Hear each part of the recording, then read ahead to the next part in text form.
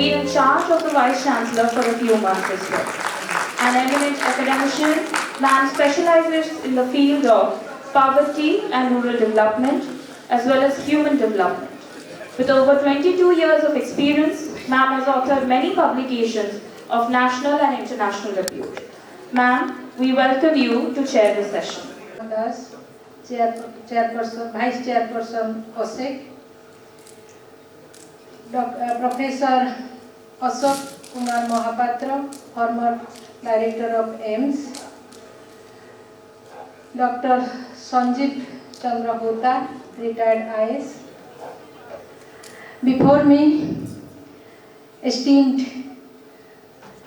Sri Panchanan Kanungo Sir, former Finance Minister of Odisha, Professor Barendra Kumar Bhoi, Professor of Utkal University, my Professor U.S. Misra, Professor Deepak Kumar Misra, my faculty from Utkal University,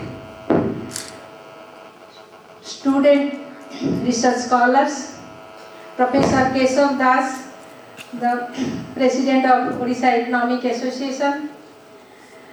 At the outset, I esteem my gratitude to the organizers of the Odisha Economic Association, especially the Odisha Vision 2036 Conclave, to invite me as the chairperson of a session.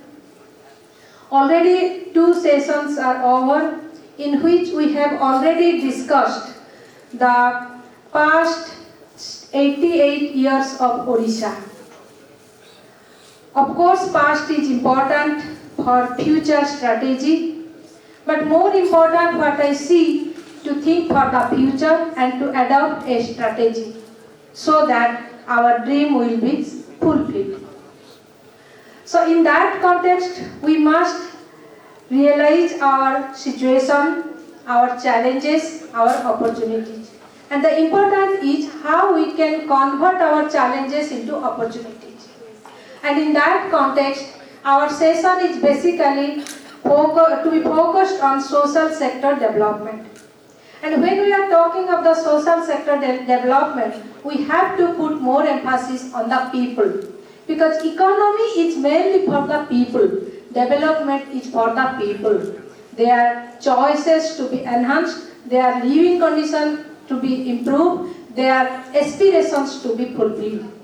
So when we are talking of the development is for the people, and it should be by the people, that participatory, that their expectation, their participation is essential. But before that, we must understand what are the challenges and opportunities we have at present. Already we have said that Odisha is a state of young people, with the average age of the people is 30 years.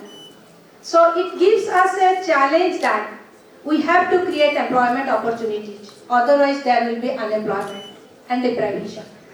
Can we not convert this workforce into human capital so that we can reap the demographic dividend? And to transform these young people into human capital, there is a need of skill, education, and appropriate skill and appropriate education, considering the demand for it. Otherwise, what will happen? There will be surplus of some skilled labor, some skilled people, and deficiency of others. So we have to analyze and we have to estimate that demand for skilled labor. So accordingly, we have to create opportunities through investment for skilled education, skill formation. Another challenge with us is, we always say that Odisha has around 38% people belong to scheduled caste and scheduled tribe. And we say that this is a reason for Odisha's underdevelopment, deprivation. Can we not convert this challenge into an opportunity? Now we are very much celebrating the World Cup hockey. We know that some Sundargarh is very much famous for not only hockey but also all sports. We know that strength and that weaknesses of people and especially of the tribes. Can we not identify the strength of the tribes? Can we not create skill and that sports skill and have sports infrastructure so that these tribal students or these tribal youth can bring Olympic medal for Odisha? Can we not think in that way? So we find that young people and tribes are the challenges for us. We can convert them into our human capital and reap the demographic dividend. So we need to strengthen our education system. We need to have appropriate educational institutions, courses, and the infrastructure, everything in that way. We have to think of that.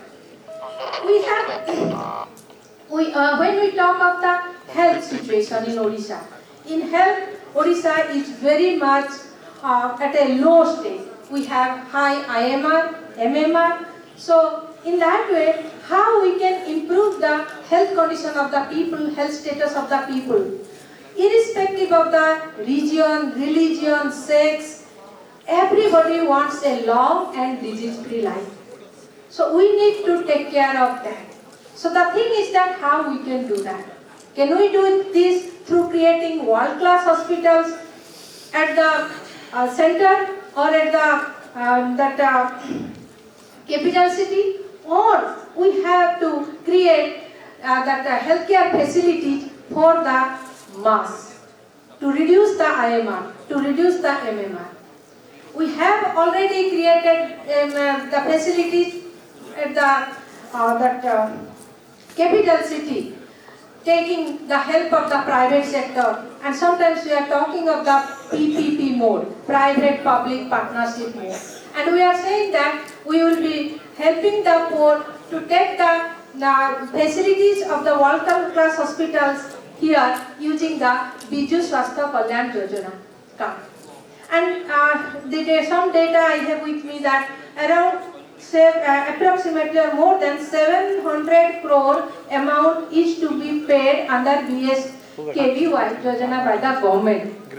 But if we can think of investing such amount of public fund to take care of the grassroots level hospitals, then I think we will be able to take care of the IMR, MMR, all these. So we need to think of whether through insurance or through public policy, through the card, or through strengthening PHC, CHC is more important. Time has come to decide that. Similarly, we can think of our resource cost hypothesis, that mineral resources and extractive industries, on which we have already deliberated. We can think of that forest resources. We have rich biodiversity at Simlipal, we have rich biodiversity at Gandhamardan. Can we not reap the potential of these rich biodiversities and produce natural products, that is forest-based products, with our research and development, and can create startup, have incubation center through research and development in different universities? Can we not collaborate with the local traditional healers, boykers, and tap their resource, that is indigenous knowledge system, and again have more research on that, and also help patent those products and help the boykers, and thereby we can have integrated development, collaboration of the universities, research institutions with the locality. So there is always a scope for that integration of the educational institutions with the locality through different programs. So we have among us our experts who have reached enough adequate experience, and they will be deliberating on these aspects. Now I request Dr. Sanjeev Chandra Hota to have his address. At the outset, I must say that each panelist will have a time of 15 minutes. Thank you. Thank you, Madam Chairperson. Let me correct you, I am no doctor. I am simply a Shihota, I have not done any PhD. I am no expert. These are the two corrections I want to make in the beginning. Time slot is 15 minutes. Time at our disposal is up to 31st March 2036. You want to, because 1st April 2036 will be crushing. I mean, by that time, what will be the Odisha? So during this period, first task, whether in social sector or in otherwise in other sector, you have to take a stock taking. What we have achieved so far, there should be a baseline survey in a very short period. You should know from what level you are now going in dimension, in an upward trajectory to reach a certain goal, to make Odisha something much better by 31st March 2036. So, first important proposition I would like to make is immediately to conduct a baseline survey in social sector, in sector of natural capital. You must be knowing what nature's capital means, which has been accepted in the Rio de Janeiro conference in 1992. That is all types of gifts of nature, of which biodiversity is a part only. The natural ecosystem is much bigger. We have to take a stock taking of infrastructure deficiency, etc., etc. Friends, because of the small time slot, I will only present certain issues, giving some type of suggestion which comes to my mind. Because before making any research is RE-search. First make a search, then go for research. Whatever search I have made, it is like this. How many of you, most of you must have read economic survey, Odisha economic survey. Odisha's tribal population constitute 24%, if I make in a round figure. And 14 districts have got incidence of tribal population. And for your information, out of this 24%, 30% tribal lives outside the scheduled area. Schedule means 5th schedule of the Constitution. 30% of tribal live outside the scheduled area. 119 blocks are tribal blocks. Now 2 more to be added of Jharsuguda district. And 14 districts are scheduled area block, not whole district. Whole districts are only 9. Okay. 8, not 9, 8. Okay. In the Odisha Economic Survey, if you search page by page, there is not a single chapter on tribal development. It is missing. There is no chapter. You will find chapter on education, you will have agriculture, no chapter on tribal development. What for I don't know, I asked, I inquired. They said no, earlier year also we have not included. So this type of apathetic attitude to a sizable population who is marginalized. This is a marginalized population. And in the scheduled tribe area, for any type of economic development, you have to make a separate statistical analysis. You have to make a separate statistic. Most of the statistics hide a lot, reveal a little. I tell you later how they hide a lot, reveal a little. In these areas, there are deficiencies of 3 types of connectivity. There is no road connectivity, so they are isolated. They come in their own way. You come across with the newspaper, but unless you visit those areas, you find the way. There is total lack of connectivity in shape of any type of communication.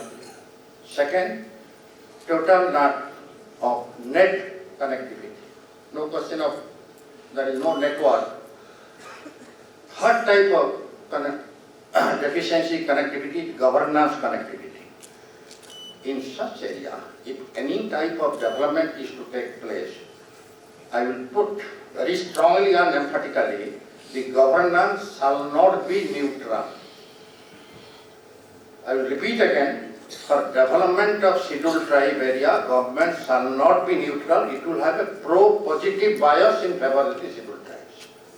If you become neutral, you are doing injustice to the ST people. You have to be proactive and pro-bias.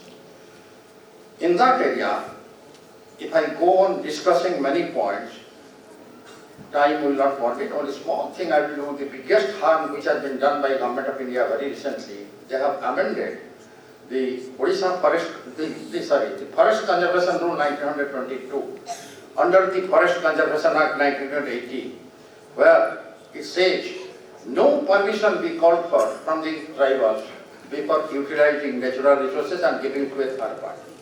That means they can sell out any parcel of forest for development to anybody and intimate to the state government. If at all tribals are affected or forest dwellers are affected, it is up to the state government how to rehabilitate them, for which Government of India will place fund collecting it from the developer. This directly goes contrary to the PESA Act, directly goes contrary to the FERA Act of 2006, the Forest Dweller and Forest Right Act. It goes contrary. There is no voice. Marginalized tribals are further marginalized in this process. This is a big challenge for Odisha, where there is a sizable tribal population, sizable area is tribal dominated. Second, about merciless destruction of nature's capital. The nature's capital is not only soil, water and air, it also includes the total vegetative cover, mountains, and the whole ether, of which the biodiversity is only a part. There is a document you must have come across with, students of economics must have come across with, Common Future. Have you read it, that document, Common Future? Our Common Future. Please read it, documented by Gore Brandt. She was the Prime Minister of Norway, and she has authored it. On the basis of this report, first time sustainable development was given a recognition by the United Nations. There she says, unless you take to the calculation matrix of a GDP, the destruction of natural resources, the GDP will give you a false figure. That's why I said in the beginning, statistics hide a lot, reveal it. You are extracting mines. You see, there in that document she said, for the future, the nature's capital, call it soil, water, air, mountain, parcel it out for the future generation, because today's time we borrow from our future generation. If you exploit everything, you cannot do justice for the future, and system will come to a grand halt. When you calculate the GDP, total destruction of natural resources, pollution of air, pollution of water, to what extent? To that extent, putting down the productivity of the marine resource, the aquatic resources, all these things do not figure in the calculation of GDP. If you take to the matrix of GDP calculation, all destruction of nature's capital, the total GDP will be much less than what we get from the Indian Statistical Institute or from any other recognized source. Number two, coming to the social capital, that is health and education. Let me start with education. In Odisha, particularly, we find, to go back again to the first point, this destruction of natural capital has been happening in Odisha with the extraction, not only by extraction of mines, but also by setting up a number of mineral-based industries which emit all heavy suspended particles to the air and discharging all types of effluent to the water bodies, call it rivers, anything else, depleting the groundwater level much below, much to the detriment of the marginalized population. In this calculation of, you may make a social impact assessment report by engaging somebody that will be pro-company supportive. But in this calculation, you have to make an independent assessment of externalities, negative and positive. As long as the negative externalities outweigh the positive externalities, and if you plot it in a curve, your marginal social cost curve, its slope will be very steep. And if you calculate the positive externalities, the marginal social benefit and profit in a curve, I can show it here now, it will be little bit less steep, rather flatter. A certain size of a project is to be determined where the MSC, marginal social cost, and marginal social benefit intersect each other. That should be the point. On the contrary, at present, we decide what is the marginal private cost vis-a-vis the marginal private benefit. That goes against, contrary to doing justice to the marginalized people. Coming to the education and health, in Odisha, as I told you, have to take a stock take. There is a total mismatch between software and hardware. By hardware, I mean the school buildings, the sanitation facilities, the furniture, etc., etc. And software mean the teachers, textbooks. And when there is a mismatch in these two, you can never get a good social capital. You will never, because your statistic will give you the percentage of literacy. Friends, all literates are not educated. All educated are not knowledgeable. All knowledgeable are not wise or skilled. There are different layers. Simply saying, what do you mean by literacy? If you can write my name, read a few syllables, that becomes literacy. If that be the counting, the enumerator does like that. Have you read up to class 4? Yes, fine. But the point is, where there is a mismatch between software, madam, you tell me when I should stop. I am putting it here. I think another 5 minutes. I am finishing it. So, let us take a stock taking. How many school buildings are there with all furnished furnitures, with full complement of teachers? This type of yardstick for 30 students, one teacher, it is something ridiculous. There should be, no matter how many number of students. If there are 4 classes, there should be 4 teachers. You cannot put them, they are human beings. They are you cannot bring them to the sub-human level, putting 3 or 4 grades in one room and say that we are improving the standard of education. Who you are literally. This should be, and by 31st March 2036, can we, at what rate will be able to match the software and hardware in the sector of education? I am talking up to secondary education, I am not going to college and all that. And in that process, constant induction of information as well as skill will be there. So by the time they come out of the secondary, they will be at least have inducted with, they will be inducted with some type of skill to go in a further trajectory as per the new education policy, whatever you may, in whichever way you may view it. Same principle is equally applicable to the health sector. You see, what a mockery it is. We have established medical colleges everywhere. They refer slightly difficult patients either to SCB Medical College. Even Purna Medical College, which is very old, that also refers. So it means that there is efficiency in the specialized staff in those colleges where we have opened it up for medical education.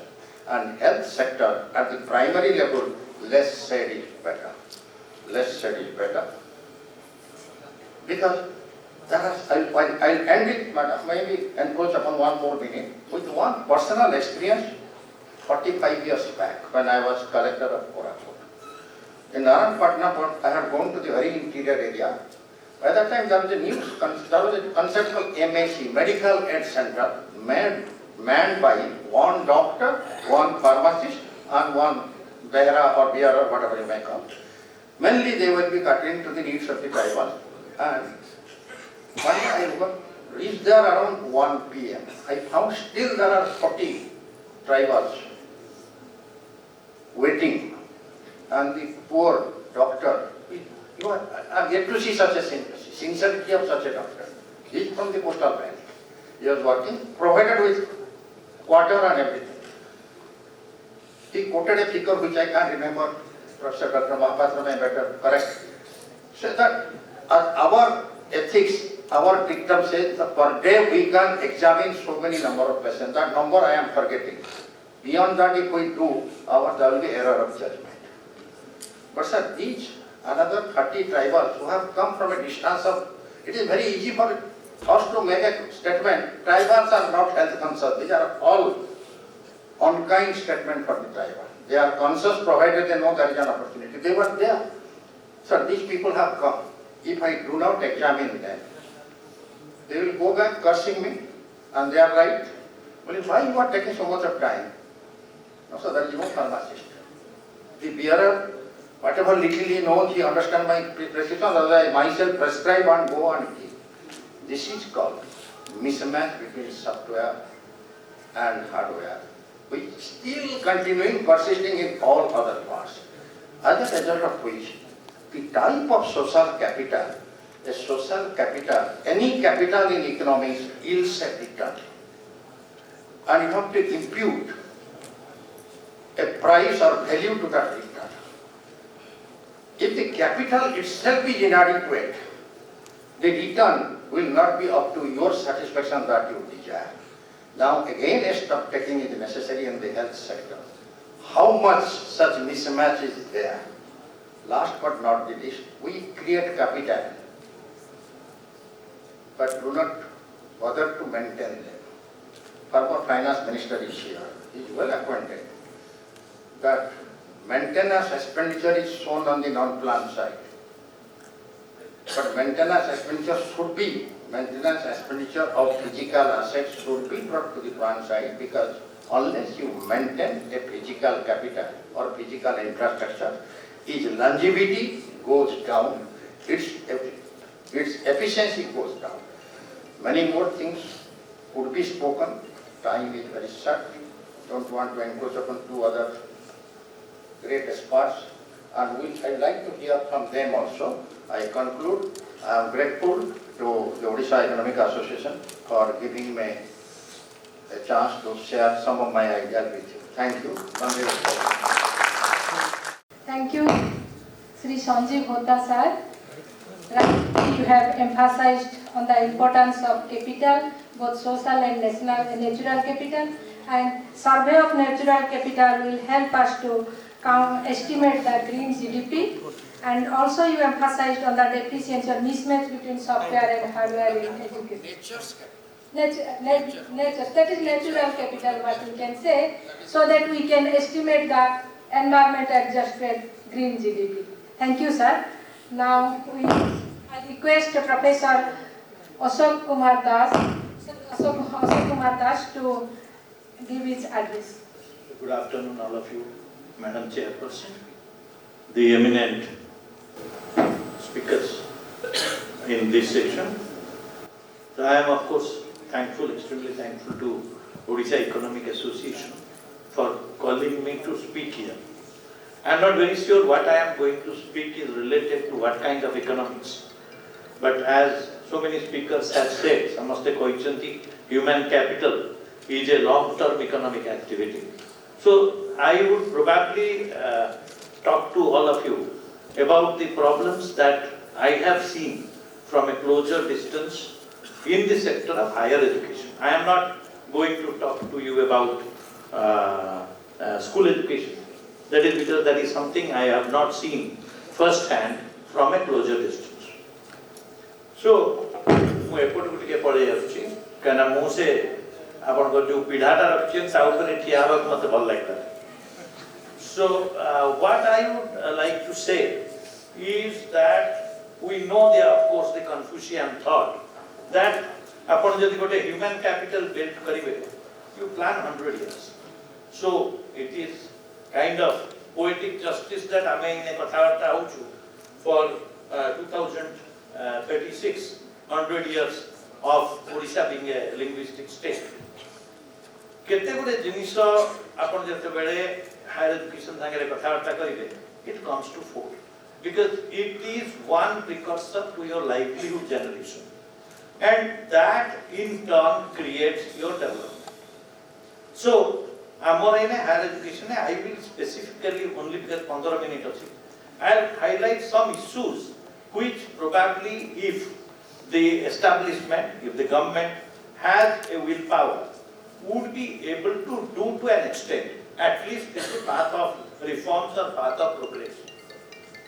Fortunately, 1936-37 रे महात्मा गांधी को वार्ता वाला भाषण आमे 100 वर्ष परे गोटे 90 वर्ष परे गोटे सर्कल रे आसिलु वापस after NEP 2020 came in that you integrate somehow skill, labor or activities, human activities with human knowledge as an integral part, which is very encouraging. But let's look at what is lacking today. One of the parameters I samaste neta mane bi कहउछथि कि हमर M होछि inclusive excellence. In ame world class होबा को चाहूछु, but in an inclusive manner. Inclusive manner na samaste ekati hebe. So samaste jodi ekati आगु को बढ़िया को ame चाहूछु. One of the parameters that everybody talks about is gross enrollment ratio. And the gross enrollment ratio is connected to a factor of excellence, which is called pupil to faculty ratio. P by T ratio जोटा होछि. तो हमर एने NEP कहउछि कि हमें 2030-36 बेलकु 35 बेलकु we should reach 50, a gross enrollment ratio of 50. आजिरो दिनरे we are at around 21.7. General, our gender parity index is I think 0.85, 87 something, and our the disparity, the diversity we have between SC/ST and general is in gross enrollment ratio is about 5%. 5. So 5, 6, 7. Though we have started 10 years come up from 14 to 21, 22. That's called progress. Our pupil-teacher ratio is not defined very clearly as of today. There are many figures, but let us say what is the strength of students today in higher education, including technical and professional education. It's approximately 10 lakhs. So, if I am going to 50 gross enrollment ratio, I am looking at 25 lakh students. Today, my pupil to teacher ratio is somewhere officially 30, 32, 34, that range. What does the national standard say? National standards say, if I consider both UG, PG, UG in all streams, I must look at between 20 to 25. How many faculty we have all over, inclusive, everything in about 9 to 10,000. I think 10 to 11,000 is the kind of figure. So we are looking at 25 lakh students. If we reach that, and then we are looking at around 40,000 with a ratio of 25. If I do not change the number, I look at 80,000. That is the amount of faculty. You know that most of the colleges have faculty deficiency. We are standing in Utkal, I think they must be operating at 40%, 35% strength. So, you forget the excellence level. If these basic parameters, which is pupil to teacher ratio and the gross enrollment ratio is not maintained, more so the pupil to teacher ratio, then we have nothing. And this is not something that is impossible. We need to flag this. There should be a movement that this is important, human capital is important. So that I want to do point number one. Second, how do you do inclusive? Odisha has how many? I think a lot of speakers I have spoken about the number of aspirational districts, blocks which have colleges, not colleges. I was looking at something that this gentleman, there was an American of Odia origin, who some time back sent us a position paper. Now, what he said was a picture in 2014-15, I think. Every block should at least have a college. Every 60-kilometer distance, we should have at least a college, an engineering college, and every district should have a medical college and university. And maybe we have another central university, so that that inclusive access is there for everyone.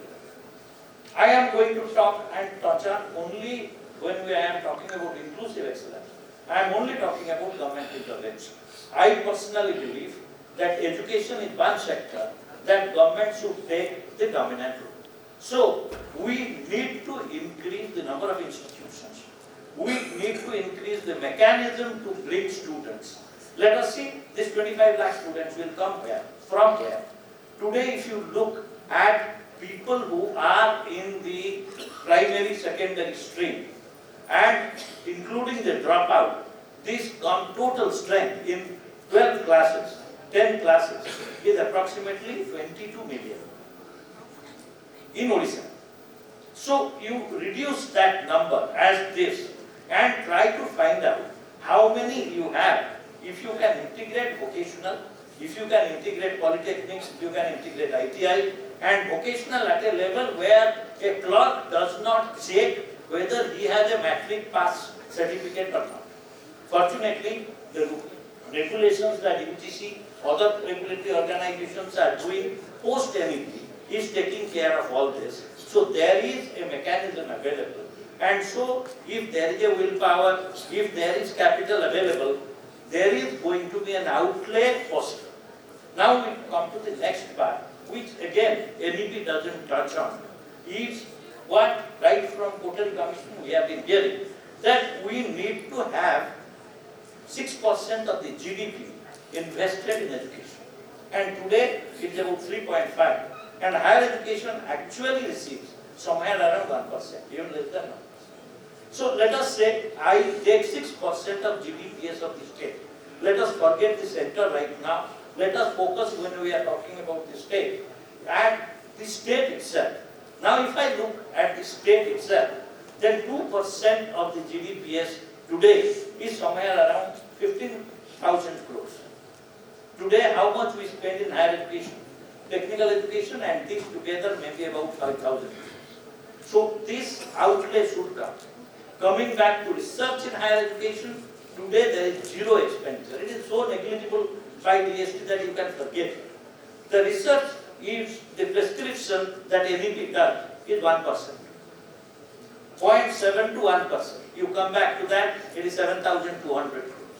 So I think if we are looking at economic activity, which will boost you to a educational power in 2036, this is the kind of level of investment that you should be ready to do. So this is one part that we must look at. Then second part is, which is lacking today. We all have talked pandemic, during pandemic we have seen so many pictures, so many real stories, and that is about digitization. We today very freely talk about digitization. Is there a bandwidth? Are we aware if I have a college of 5,000 students, what bandwidth I should buy? Do I have that figure? I do not have. So, look at providing digitization facilities to every school, every college, every higher educational institution. And I was trying to standardize with the IT internet provider. And he said, gave me a ballpark figure, 1,000 students, 500 Mbps to 1 Gbps. Data, there is one thing I want to flag which may be general nature. Data is the most valuable, essential commodity today. Whether you want to carry out educational activity, economic activity, any kind of activity, data is the fundamental, essential precursor. And therefore, at some point of time, as we are giving subsidy on rice, I think for students, there should be a subsidy on data. So that during pandemic, I found in my village school, 100 students did not have access to mobile. We purchased mobile and gave them. Then they said, sir, who will give us data? Data costs. And the fellow who cannot buy a mobile cannot buy a data. So one thing I think should, in whatever you do in the recommendation, you must have 12 years to integrate every stream together, data, internet connection, digital universities, bring in all on one platform and get this done. Then we come to infrastructure. Now, when I come to infrastructure, I have 4 minutes more. I know, very good. So, when I come to infrastructure, what is the hostel that we have today? When you are looking at inclusive excellence, you need children to stay in hostels. Odisha has a policy, no girl student should be denied a hostel suite. We have approximately, I am not sure how correct I am, it's about between 40 to 50,000 hostel seats in Odisha. You need for the next 12 years another 80,000 hostel seats. And to be located in aspirational district, at least in 20-kilometer area, there has radius, there should be an access everywhere. Third point is library. Do you know in infra, what is the status of library in colleges? Do we give grant to buy books? Do we give grants to buy laboratory books? Do we ask universities to buy instruments for their laboratories? Education doesn't happen in vacuum. I think the suggestion, if you are really preparing, should be on library, open library in every block of this state. There should be a public library. All the school libraries should be open with electronic resources available. Today, Higher Education Department provides to all autonomous colleges and all universities electronic resources, which is available as good as it is available abroad. I think that should be available to all of them.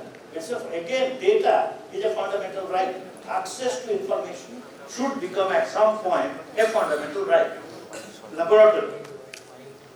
Ever go to college laboratories? The faculty is so frightened that somebody will break the microscope. He locks the microscope. So, look at library, look at laboratories, and if that does not happen, then everything, all that you talk is on air. That I will become a world class. Why I am not a world class university? That is a mockery of a statement of all that we realize inside, that we are making a mockery of things by saying why MIT is so great, why I am not so great. I am not so great because I have nothing. And despite nothing, if I am great, then I should be given a clap on the back. Pat on the back. So, this is the situation. So, every university, how many computers we have? When I talked about high performance computer, a clustered computer, how many of us do climate change calculation? How many of us do actually have good calculation, molecular dynamics calculation? We do not. How many of us use packages as good as people use abroad? So every college, university should get this as a part of its existence itself. I am not going to talk about curriculum because that is a still higher level thing. I will come to the last because I think Amarendra told me to talk a bit about research. Odisha, New State University, 5 years back, the research was abysmal. Point number 1. Point number 2, though we have everything, we have 10 agroclimatic zones, we have mineral resources, probably one of the top 3 or 4 states in the country. Our utilization of that resources and use of knowledge to make it useful has not been there because of the following things that I said. If I ask a teacher, why are you not doing research? He says, sir, मुझे class लेने के बाद time किधर मिलता? I take class of 3 people. So, right now, I think Madam said, there is Gangamardhan, there is Mahendragiri, there is Simlipaal, there is Vitarkanika, there is the entire sea coast of 480 kilometers, somebody said. We have not done that.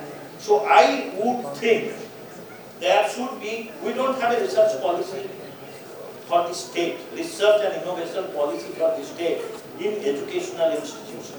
We do not have a startup policy directed at educational institution as such. Today, if one of you discover an innovation and want to take to market, is there a policy? It doesn't exist. Today it is being written because we have been shouting at it. So we need to have every PhD student gets a full fellowship to work full time in the university. Have you seen our universities at night? How many laboratories the light is on? The light is not on because the child, the PhD scholar is working somewhere else to fill his tummy. He may be taking tuition class. So if education is a serious economic activity, you should focus, define. Fortunately, Government of Odisha, now I wear my government hat, they have established Center of Research, Centers of Excellence, funding it generously, and today they have been producing. I am very glad to tell you that they have been producing.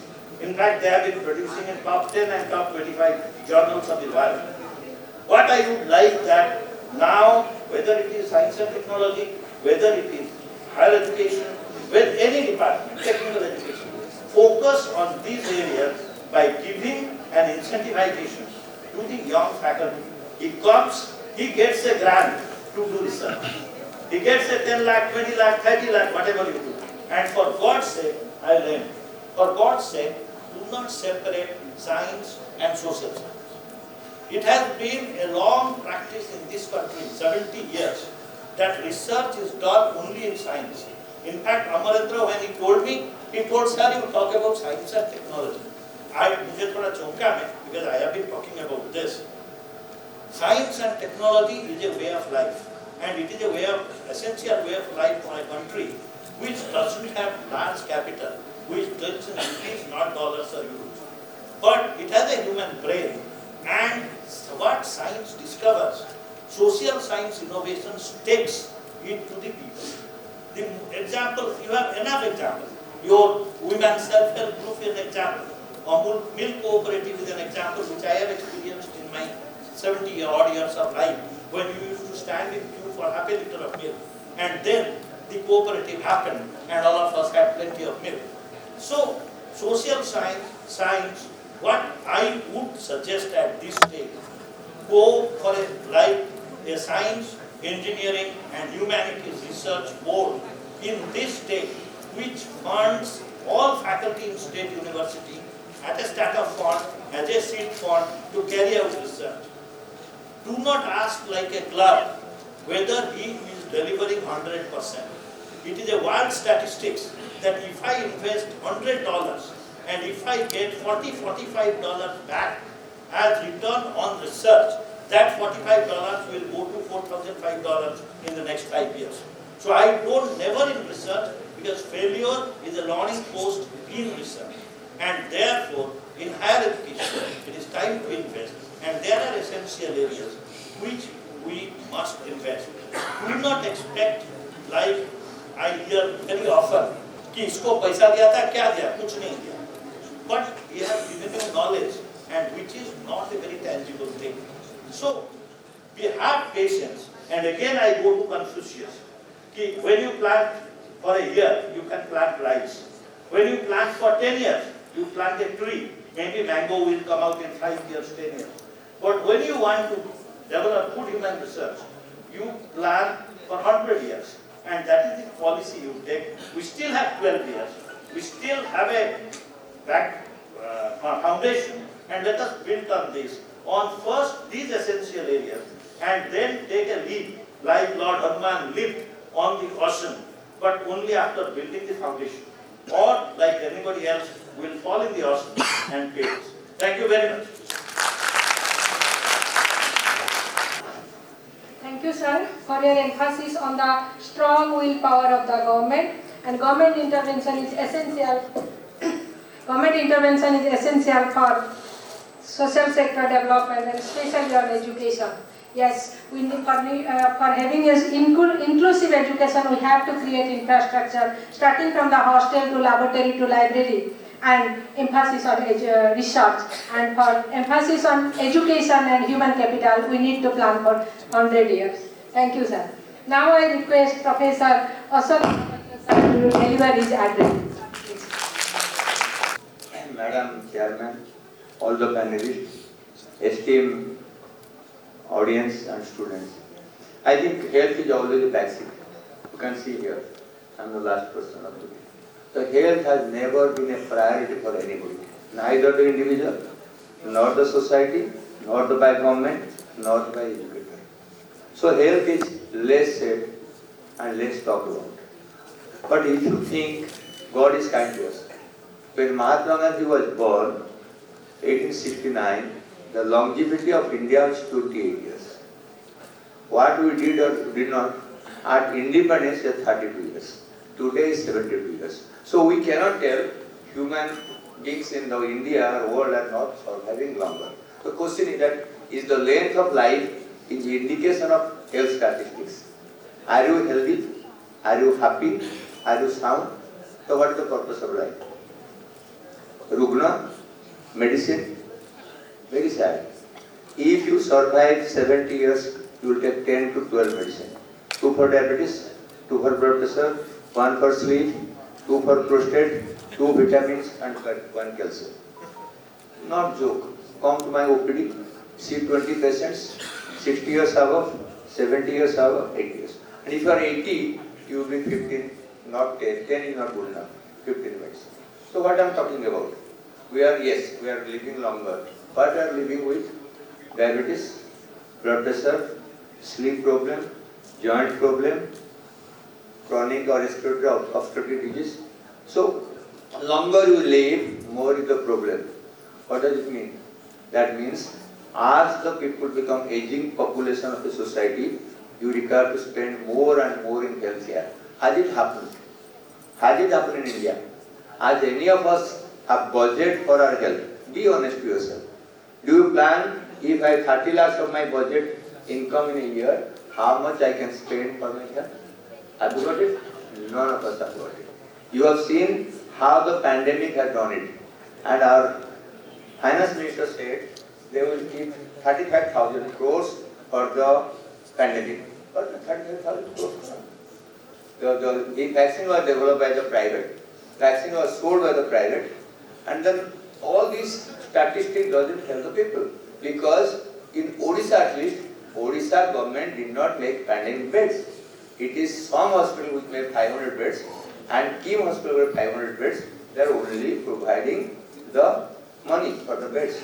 The question is that government decided Odisha government decided at that time, government will not spend in the hospital infrastructure for pandemic. What does it mean in general? In general means it doesn't matter.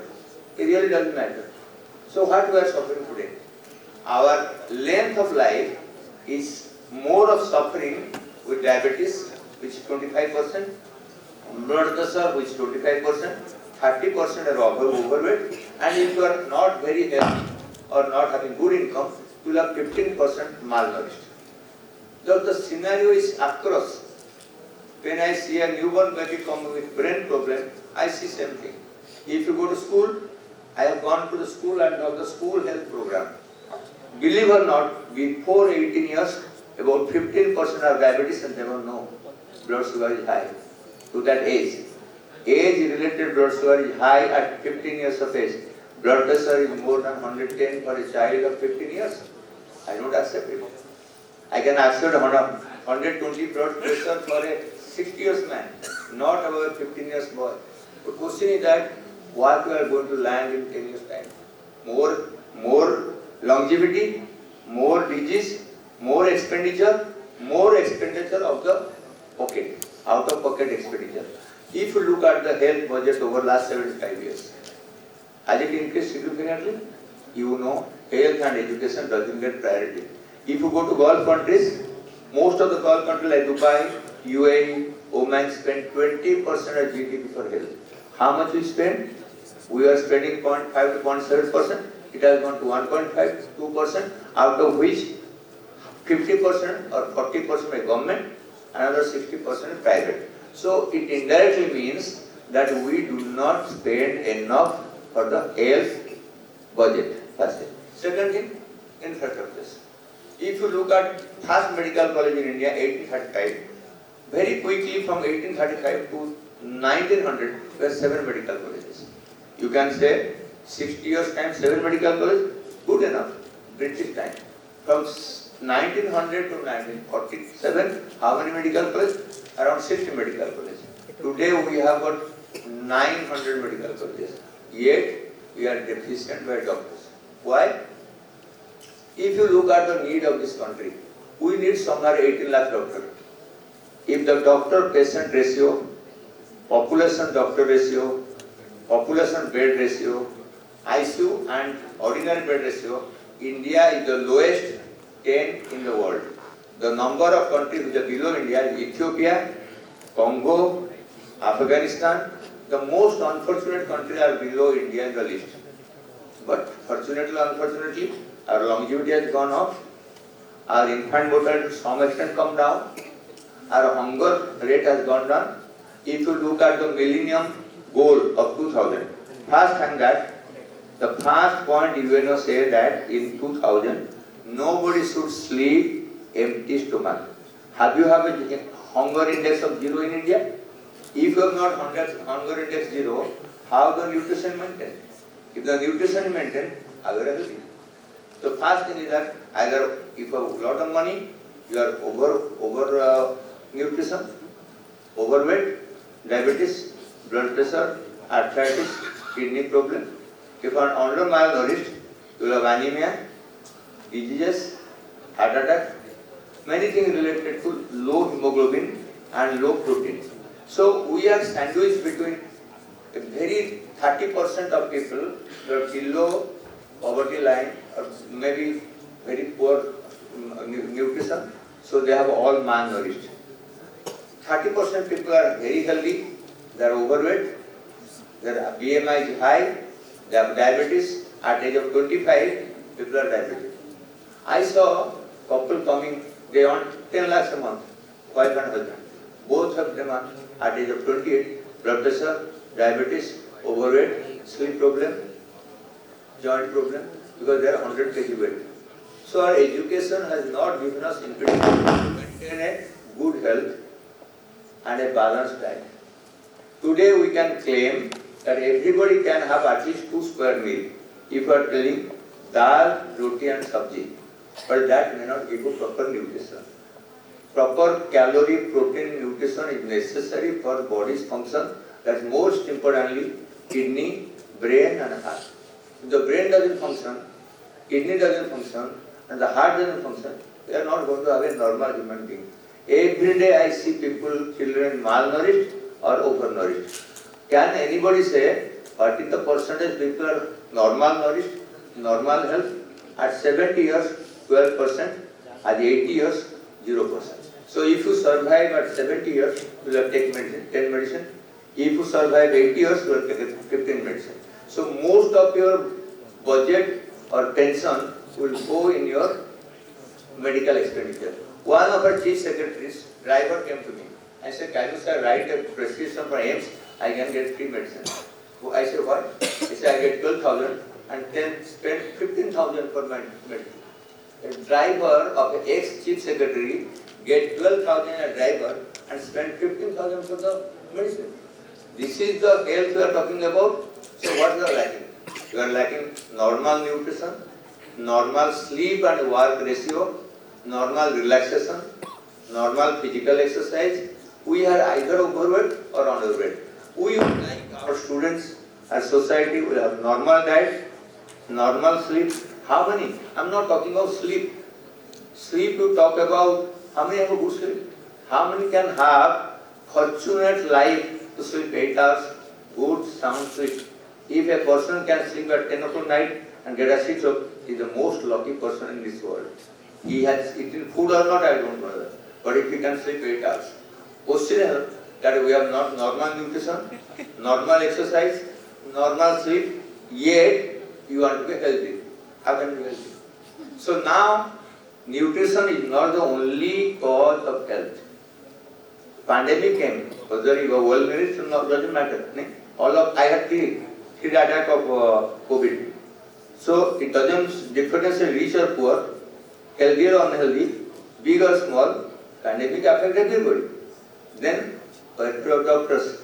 We are lacking 12 lakh doctors and 20 lakh nurses. So we don't have infrastructure. We don't have budget. We require 18 lakh doctors. In 75 years' time, we have produced 7.5 lakh doctors. And 3 lakhs have retired. Retired, left the country, either US or Gulf countries or gone abroad. So, if you see the health statistics for the population to doctor ratio is the lowest, one of the lowest in the world. So, if we want to have a healthy India, healthy Odisha in 2036, we have to have quality medical doctors, quality medical. I went to Varikala Medical College, Bhubaneswar Medical College, Puri Medical College. I would not like to send my child there. Be honest. Would you go? Go and see these medical colleges. Whom are fooling? I am not blaming anybody. Without infrastructure, the Puri Medical College, go to Puri Hospital. Bhubaneswar Medical College, go to Bhubaneswar Civil Hospital. Our MCI say, unless you have 450 bedded dedicated hospital, you cannot make a medical college. We don't have a hospital, and we send like a Puri Medical College, a Puri Hospital. Puri Hospital doesn't have the infrastructure to train the medical students. What type of medical graduate to expect? When you blame a doctor, don't blame a doctor. They are not been trained. There are no teachers. There is no infrastructure. There is no hospital. Go to Varikala. Go to Bhubaneswar. Go to Puri. I have seen them. I am not going to write it. So, just making a college doesn't matter. Having quality education. If you look at the India, if you go to non-medical education, 12% colleges are good quality, 10% colleges. If you look at the medical education, we have 600 plus medical colleges, only 20% medical colleges are good.